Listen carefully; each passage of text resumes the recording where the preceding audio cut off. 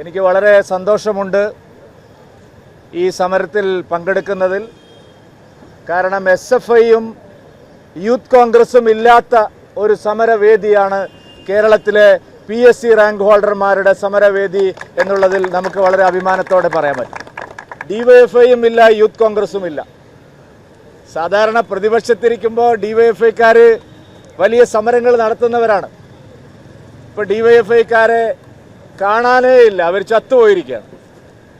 കാരണം public service commission, അതിൻ്റെ chairman, അതിലെ അംഗങ്ങൾ എല്ലാം നേരത്തെ DYFI അധികാരത്തിലിരിക്കുമ്പോൾ, CPM അധികാരത്തിലിരിക്കുമ്പോൾ നിയമിക്കപ്പെട്ടവരാണ്.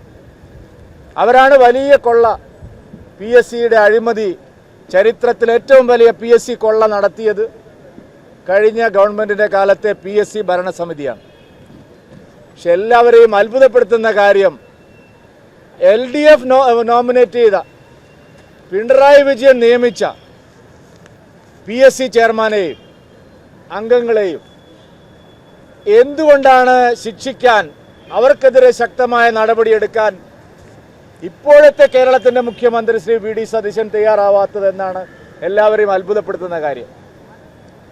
കഴിഞ്ഞ ഗവൺമെൻറ്റിൻ്റെ കാലത്ത് PSC റാങ്ക് ഹോൾഡർമാർ സെക്രട്ടേറിയറ്റ് നടയിൽ സത്യാഗ്രഹം ഇരിക്കുമ്പോൾ അന്നത്തെ പ്രതിപക്ഷ നേതാവായിരുന്ന VD സതീശൻ അവർക്ക് നൽകിയ ഉറപ്പ്, ഞങ്ങളൊക്കെ ഈ സമരമുഖത്തുണ്ടായിരുന്നു അന്ന്, അവരോടെല്ലാം VD സതീശൻ പറഞ്ഞത്, ഞങ്ങളെ സർക്കാർ വന്നാൽ കേരളത്തിലെ PSC റാങ്ക് ഹോൾഡർമാർക്ക് ഒരു ദിവസം പോലും സെക്രട്ടേറിയറ്റ് നടയിൽ സത്യാഗ്രഹം ഇരിക്കേണ്ടി വരില്ല എന്നായിരുന്നു.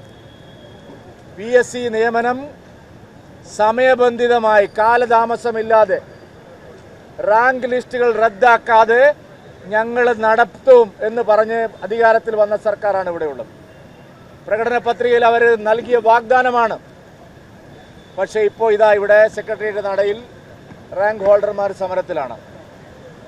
കഴിഞ്ഞ ദിവസമാണ് ആസൂത്രണ ബോർഡിലേക്ക് നടന്ന പരീക്ഷ. ആ പരീക്ഷയിൽ വലിയ അഴിമതി നടന്നത്, ചോദ്യപേപ്പർ ചോർച്ച, പരീക്ഷ ക്രമക്കേട്, വ്യാപകമായ നിലയിൽ അഴിമതി PSCയിൽ ഉണ്ടായിരിക്കുന്നു. ജന്തർ മന്ദറിൽ സത്യാഗ്രഹം ഇരിക്കാൻ പോയ ആളാണ് നമ്മുടെ മുഖ്യമന്ത്രി.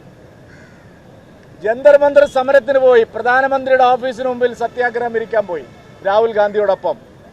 മിസ്റ്റർ VD സതീശൻ, താങ്കളുടെ മൂക്കിന് താഴെ മാസങ്ങളായി കേരളത്തിൽ പെൺകുട്ടികളടക്കമുള്ള നൂറുകണക്കിന് ആളുകൾ അവരുടെ റാങ്ക് ലിസ്റ്റ് കാലാവധി തീരുമ്പോൾ അത് നടപ്പാക്കാതെ, അത് നിയമിക്കുന്നതിനെതിരായി സമരത്തിലിറങ്ങിയിരിക്കുന്നു. ഇവിടെ ആരെങ്കിലും വന്നോ? അവരുമായിട്ട് ചർച്ച ചെയ്യാൻ തയ്യാറായോ? CJP സമരക്കാരെ, ജന്തർ മന്ദറിലെ സമരക്കാരെ ഐക്യദാർഢ്യം പ്രഖ്യാപിച്ച മുഖ്യമന്ത്രി VD സതീശൻ സ്വന്തം സെക്രട്ടറിയുടെ നടയിൽ സമരമിരിക്കുന്നവരെ കാണാൻ തയ്യാറാവുന്നില്ല, അവരെ ചർച്ചയ്ക്ക് വിളിക്കാൻ തയ്യാറാവുന്നില്ല, സമരം അവസാനിപ്പിക്കാൻ തയ്യാറാവുന്നില്ല, എപ്പോൾ നിയമനം നടത്തുമെന്ന് പറയാൻ തയ്യാറാവുന്നില്ല. വളരെ മിടുക്കനായിട്ടുള്ള മുഖ്യമന്ത്രിയാണ് കേരളത്തിൻ്റെ മുഖ്യമന്ത്രി. എന്താണെന്നറിയോ കാര്യം? PSCയുടെ അഴിമതി എന്തായാലും പുള്ളിക്ക് കുഴപ്പമില്ല. സ്വന്തം അഴിമതി കേസ് ഒരു മണ്ഡലക്കാലം കഴിയുന്നതിന് മുമ്പ് എഴുതി തള്ളിയ മിടുക്കനായ മുഖ്യമന്ത്രിയാണ് VD സതീശൻ. കാരണം അതാണ് അദ്ദേഹത്തിൻ്റെ ഏറ്റവും വലിയ നേട്ടം. ഒരു അഴിമതി കേസും അന്വേഷിക്കേണ്ട, PSC കൊള്ള അന്വേഷിക്കേണ്ട, ക്രമക്കേട് അന്വേഷിക്കേണ്ട, ചോദ്യപേപ്പർ ചോർച്ച അന്വേഷിക്കേണ്ട, സ്വന്തം പേരിലുള്ള പുനർജനി അഴിമതി കേസ് ആഭ്യന്തര വകുപ്പിനെ കൊണ്ട് എഴുതി തള്ളിക്കാൻ അദ്ദേഹത്തിന് വളരെയധികം ഒന്നും ആലോചിക്കേണ്ടി വന്നില്ല. സർക്കാർ അധികാരത്തിൽ വന്ന ഒരു മണ്ഡലക്കാലം കഴിയുന്നതിന് മുമ്പ് മുഖ്യമന്ത്രിയുടെ പേരിലുള്ള അഴിമതി കേസ് അദ്ദേഹം എഴുതി തള്ളിക്കഴിഞ്ഞു. പുനർജനി കേസിൽ തന്നെ കുറ്റവിമുക്തനാക്കി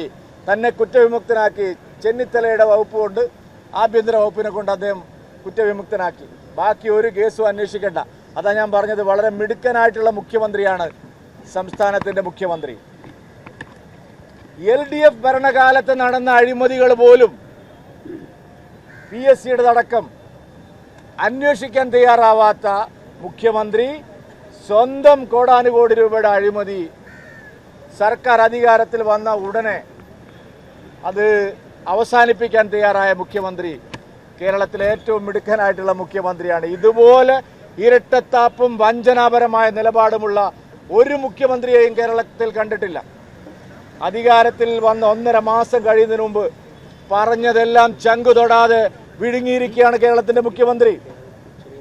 എല്ലാം മാറ്റി പറയുന്ന മുഖ്യമന്ത്രിയായി കേരളത്തിന്റെ മുഖ്യമന്ത്രി മാറി. പ്രതിപക്ഷത്തിരിക്കുമ്പോൾ എന്തെല്ലാം പറഞ്ഞു, അതിനെല്ലാം വിരുദ്ധമായിട്ടാണ് അദ്ദേഹം കാര്യങ്ങൾ പറഞ്ഞുകൊണ്ടിരിക്കുന്നത്. VD സതീശൻ ഇപ്പോൾ അറിയപ്പെടുന്നത് വാക്കുപാലിക്കാത്ത മുഖ്യമന്ത്രി എന്നുള്ള നിലയിലാണ്. പ്രകടന പത്രികയിലും പ്രതിപക്ഷത്തിരിക്കുമ്പോഴും എന്തെല്ലാം കാര്യങ്ങൾ പറഞ്ഞോ അതിനെല്ലാം വിരുദ്ധമായിട്ടുള്ള കാര്യങ്ങൾ, ഒരു വാക്ക് പോലും പാലിക്കാത്ത മുഖ്യമന്ത്രിയാണ് കേരളത്തിന്റെ മുഖ്യമന്ത്രി. ഇപ്പോൾ പ്രളയ ദുരിതം ഉൾപ്പെടെ നിരവധി കാര്യങ്ങളുണ്ട്, ഞാൻ ആ വിഷയങ്ങളിൽ പോകുന്നില്ല. ഒരു കാര്യത്തിനും ഒരു നടപടിയുമില്ല. കഴിഞ്ഞ പ്രളയകാലത്തെല്ലാം വാതോരാതെ ജനങ്ങൾക്ക് വേണ്ടി സംസാരിച്ച മുഖ്യമന്ത്രി ഇന്നലെ ആറന്മുളയിലും കോളനിയിലെല്ലാം പോയിട്ട് വെറുതെ 2 കടയും നോക്കി അത് തിരിച്ചു വന്നിരിക്കുകയാണ്. ഒരു ഏകോപനമില്ല, മന്ത്രിമാർക്ക് യാതൊരു കാര്യങ്ങളിലും ഉത്തരവാദിത്തമില്ല, സർക്കാർ തലപ്പത്ത് ഇതിനൊരു സംവിധാനമില്ല. പ്രളയ ദുരിതാശ്വാസ നടപടികൾ സമ്പൂർണ്ണമായ അവതാളത്തിലായി. പക്ഷെ ഇവിടെ ഒരു സർക്കാർ ഉണ്ടോ എന്ന് പോലും കണക്കാക്കാൻ സാധിക്കാത്ത സ്ഥിതിയാണ് കേരളത്തിലുള്ളത്. സുഹൃത്തുക്കളെ, ഈ സമരം തീർച്ചയായിട്ടും യുവമോർച്ചയ്ക്ക് വളരെ അഭിമാനത്തോടെ ഏറ്റെടുക്കാൻ കഴിയും. കാരണം 2 മുന്നണികളുടെയും യുവജന സംഘടനകൾ ഈ സമരത്തിൽ തിരിഞ്ഞു നോക്കിയിട്ടില്ല.